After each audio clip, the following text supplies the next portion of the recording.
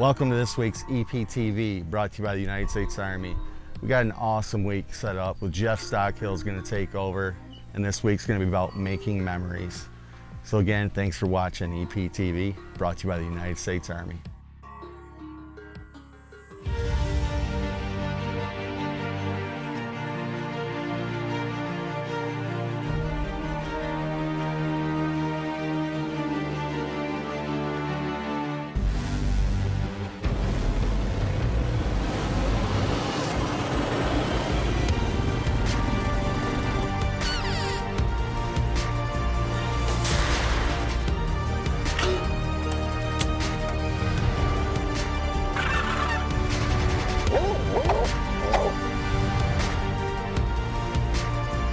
Awesome shot, awesome boy. Well, here's my buck. Now we're gonna go get my dough.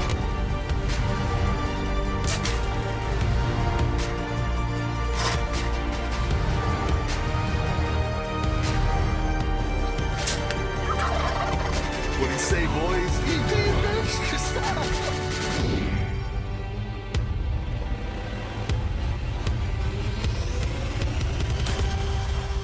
EPTV is brought to you by the United States Army and these other great partners: Lee Lancaster State Farm Insurance, Cabela's, Matthews, Archery Unlimited, Rage, Nocturnal, West Michigan Whitecaps, Scentlock, Buck Fever Synthetics, Horny Buck Seed, Outdoor Edge, Lone Wolf, Arrow Waste, True Fire, IQ Bow Sights, Carbon Express Arrows and Crossbows, Addicts Gear, Bone Fever, Hunter's Safety System, Fourth Arrow, Shooter 3D Targets, Tacticam, Daniel's Sport Fishing, Tagged Out Outfitters, Finding Your Perfect Hunt, Taxidermy provided by Tall Tines Taxidermy, website provided by BlueVortex.net.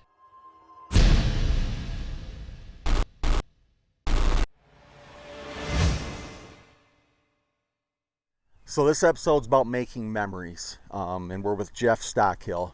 And you know, one memory that Jeff always made was hunting with his cousin Todd, his best friend, his hunting partner.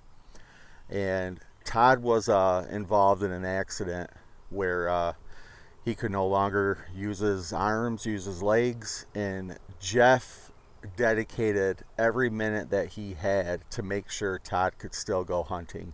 He developed a hunting blind for him, figured out ways for him to still shoot guns and crossbows, and he sat with him. He traveled with him out of state, getting him on animals. Well, recently Jeff lost his cousin Todd.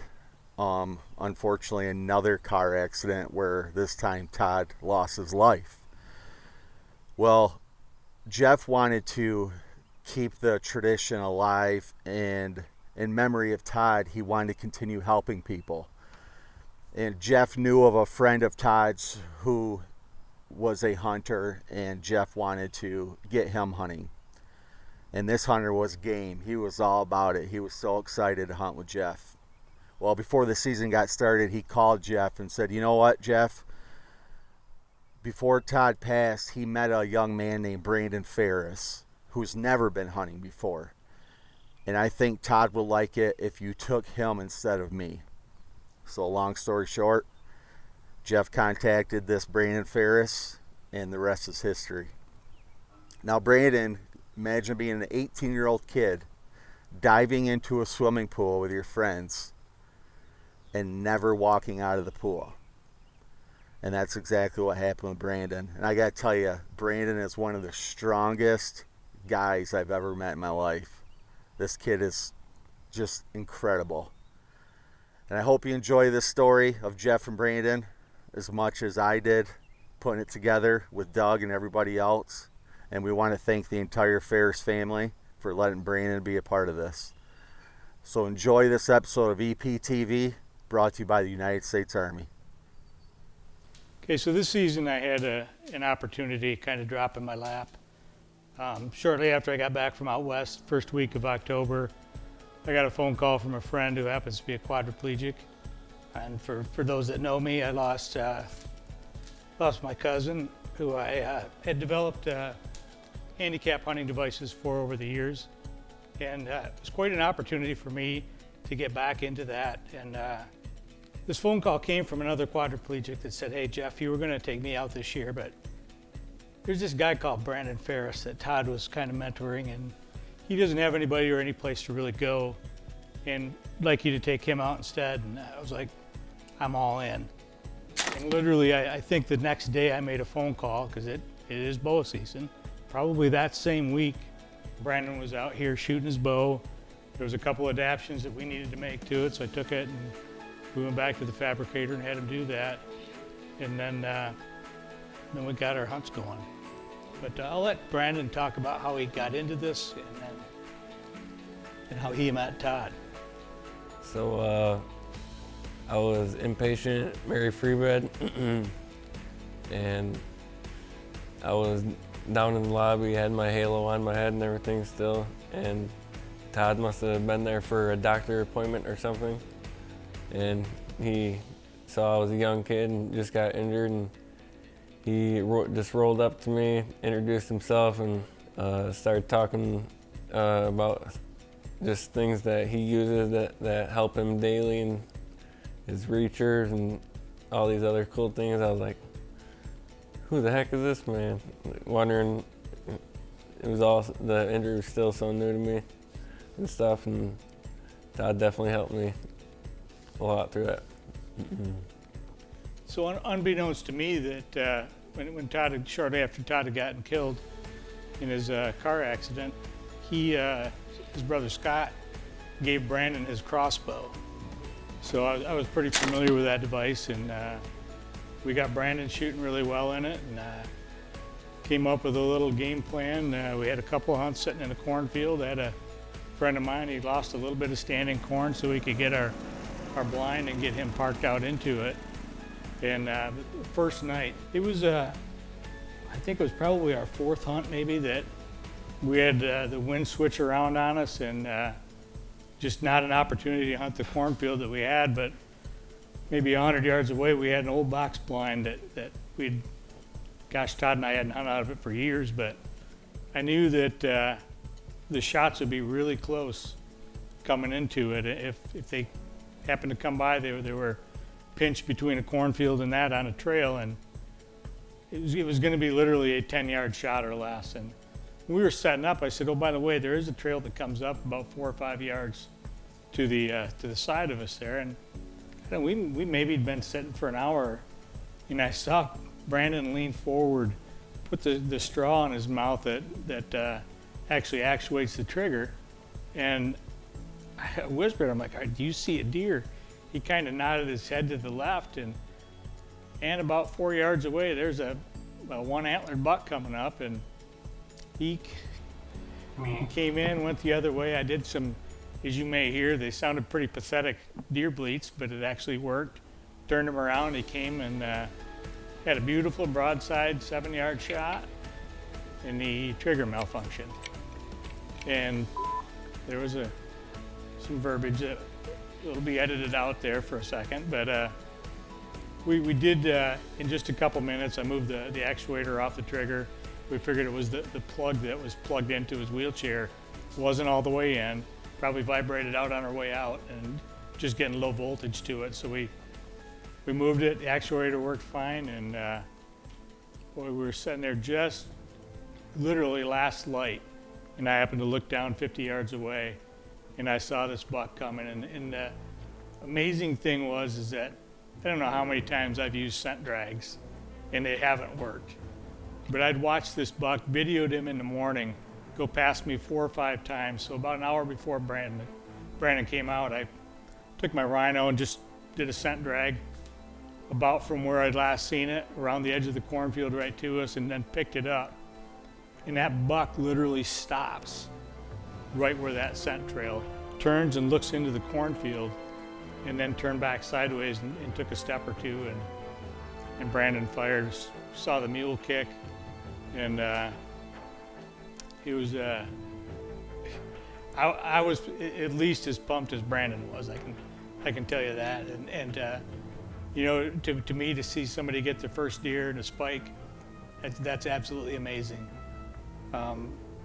We did see when I walked out, I did see some evidence that looked like the shot may have been back a little bit. So we don't have a recovery with Brandon there, but I had a couple of friends of mine come out. We were just going to find out where the deer, if it entered a cornfield or entered a swale, and then pick up the trail in the morning. And my friend Mike, who's also an EP pro staffer, he found blood where it went into the corn, and he was 100 yards away from me, and I thought we'd just mark that spot. And I will tell you, all I saw was his headlamp just walking at a quick walk down through the corn because there was that much blood there. And gosh, it died maybe 60 or 70 yards behind where we'd been hunting the previous 2 or 3 times that we'd hunted out there.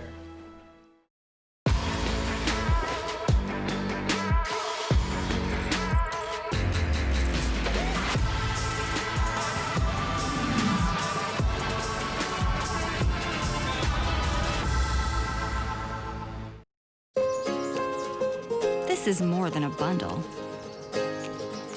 It's more than a combo deal. It's not just stuff. This is your home, your car. And you want to give them the protection they deserve with home and auto insurance. State Farm agents get it. It's why they're here. Talk to State Farm agent Lee Lancaster today. We choose Buck Fever Synthetics, and we choose it for many reasons. It never spoils. Rain actually makes the product kick into gear again, and it starts all over again. We've just had nothing but good luck from it. I mean, look at our footage. Look at how the bucks react to it. Buck Fever Synthetics turns your hunting area into a playground for bucks, and that will last all year long. So get your Buck Fever Synthetics and visit them at buckfeverusa.com.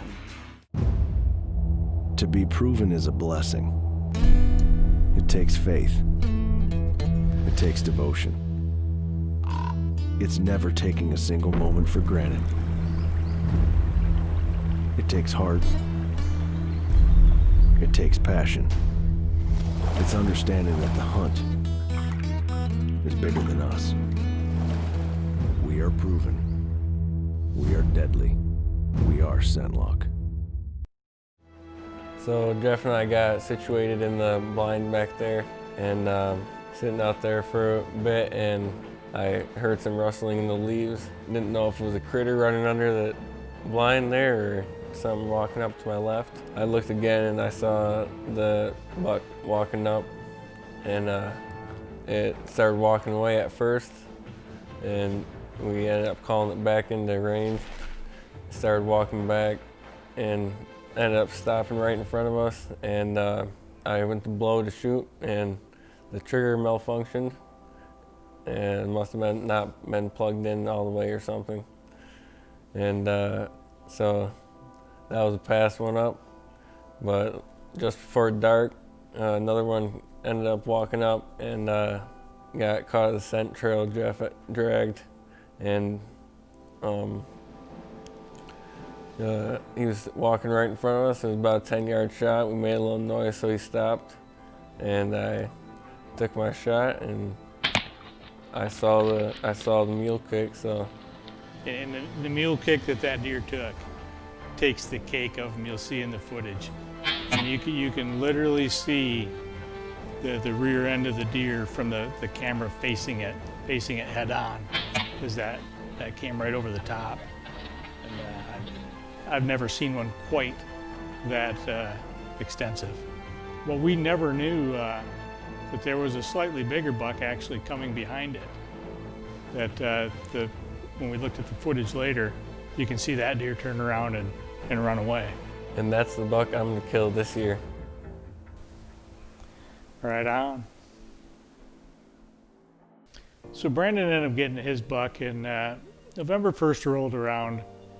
I had some meetings scheduled midday, and I decided to actually take my laptop out to a blind that I built for Todd that had an elevator in the back of it. Not really one that I bow hunted out of it once or twice in the wintertime, shooting does, but I'd never seen a shooter buck within bow range what I would consider shooter buck within bow range of that blind. So it was just really morning. Took a thermos of coffee out, was sitting there, daybreak rolls around. I saw about 300 yards away, I saw a buck making a scrape, but I just could not really tell if it was something I would be interested in shooting or not. And that buck spent probably 45 minutes in some low thickets, and saw him pop out behind a doe, and he was definitely, no doubt in my mind, a shooter buck.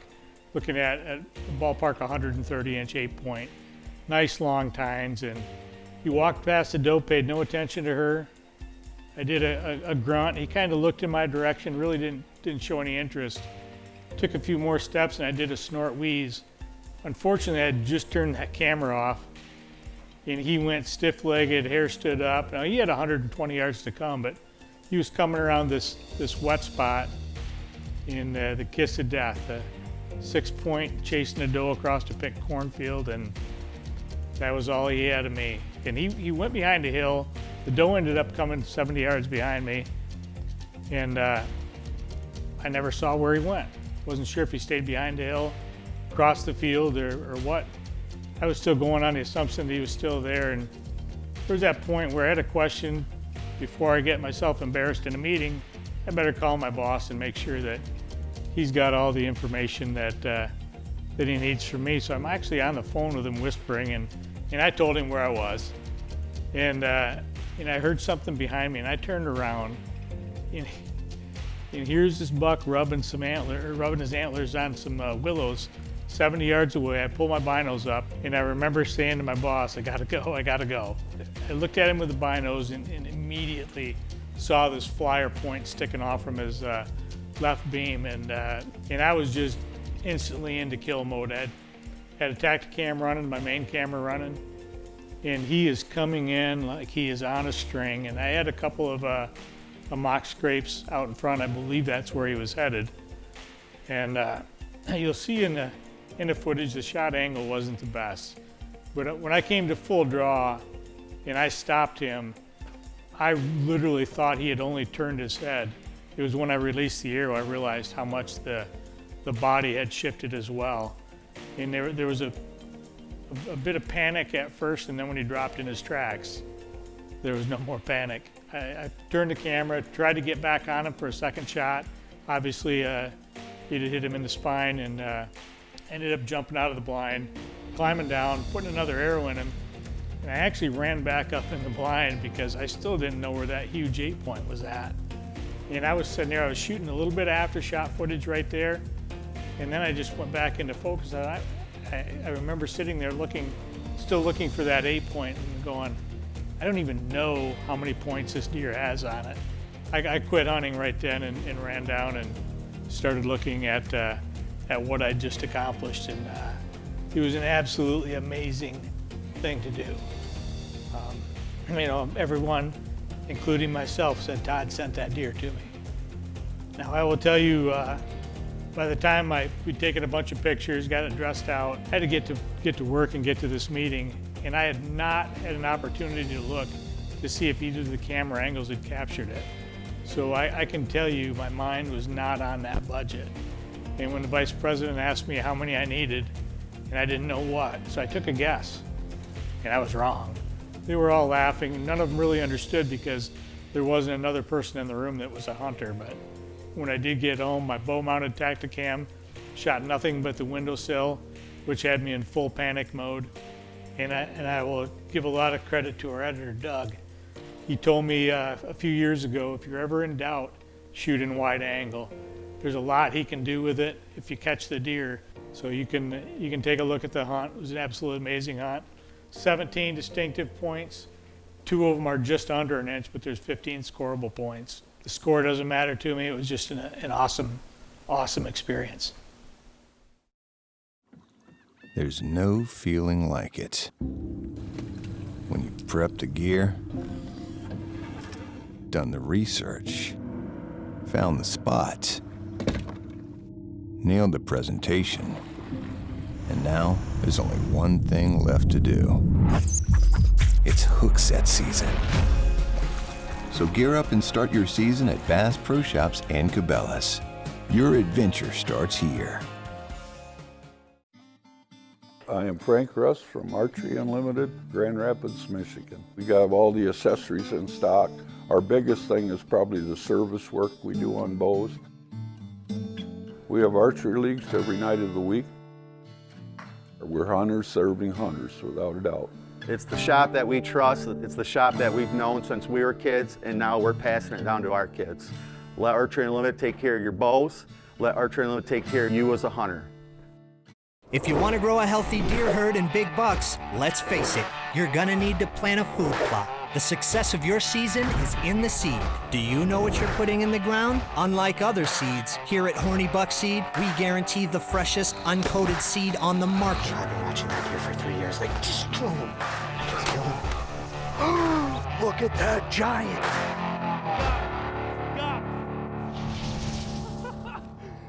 Oh my gosh.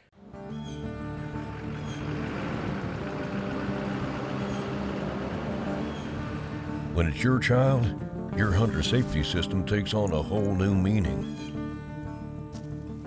The new reflective lifeline keeps you secure at all times, even in the darkest woods. Don't worry, Dad.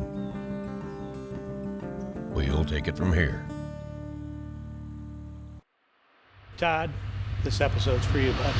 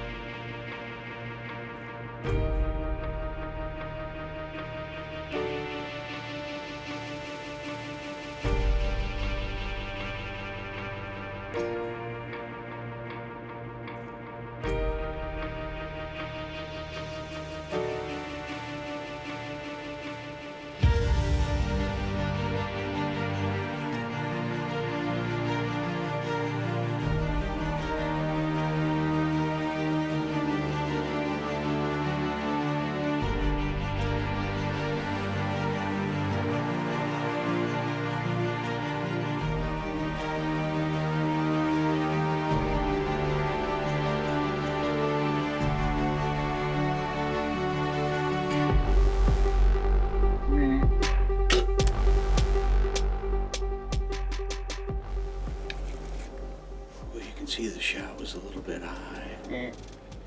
Probably wasn't the best angle when he stopped. But, as long as I've been doing this, I still get pretty darn excited when this happens. I have to, first of all, give a shout out to Semlock. That buck, I ended up getting an east wind here this morning, and when he came in, he was checking the wind like he got a scent of something, but he did not spook at all and just came walking right down through there. Came through the food plot. I was actually watching another bigger body size, bigger frame 8-point. We've got pictures of this buck, some blurry pictures that night with that little kicker hanging off from it. And I was just watching this to see where this buck went. He'd been chasing a doe about 150 yards out. I've got some footage of him walking through, and I happened to turn around and see this buck coming through the brush, and just I'm a little bit silhouetted in this box blind. It was built for a handicapped guy, and got some big windows in it, so it's just pretty slow moving around and getting the camera on him. But I don't know how many points he's actually got on him. I think he's got a dozen anyway, but I've still got this, as far as I know, this really big 8-point over the hill here.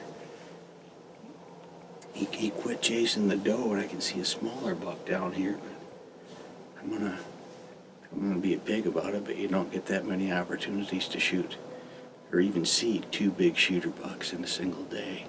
So I'm gonna get back to what I'm doing.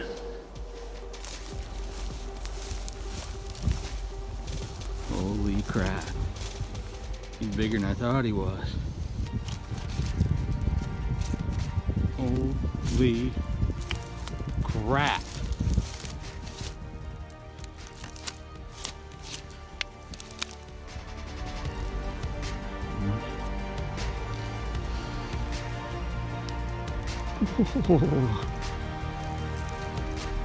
Got 15 or 16 scoreable points on him. I'm not sure that one's gonna make an inch. That one doesn't look like it will there.